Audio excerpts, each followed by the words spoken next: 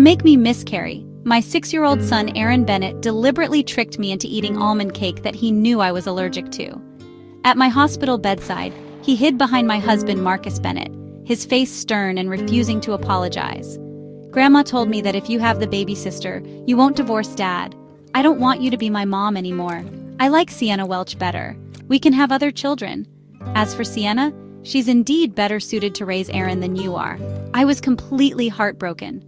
The day after my discharge, I went home and packed up all my belongings, leaving only a divorce agreement and a document severing our mother-son relationship.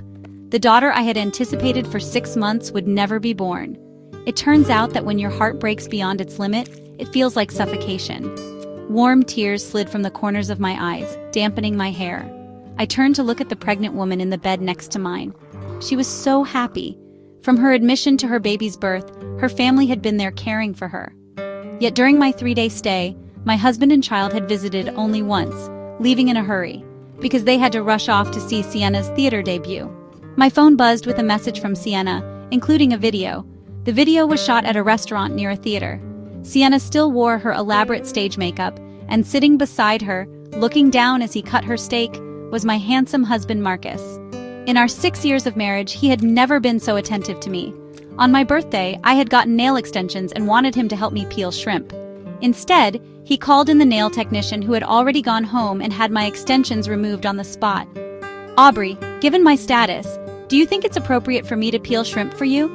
You're a mother now, why are you still being so dramatic?" So as my husband, he wouldn't even do such a small thing for me. Yet now he was happy to cut steak for Sienna. All his excuses were simply because he looked down on me.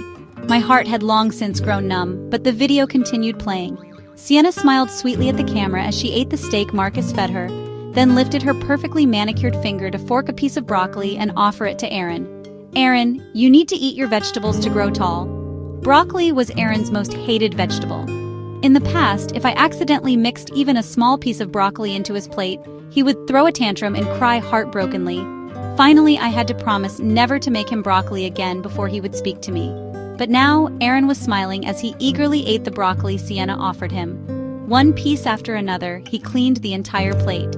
His bright eyes were full of dependence and joy. "I love Miss Welch the most. Don't you like your mommy then?"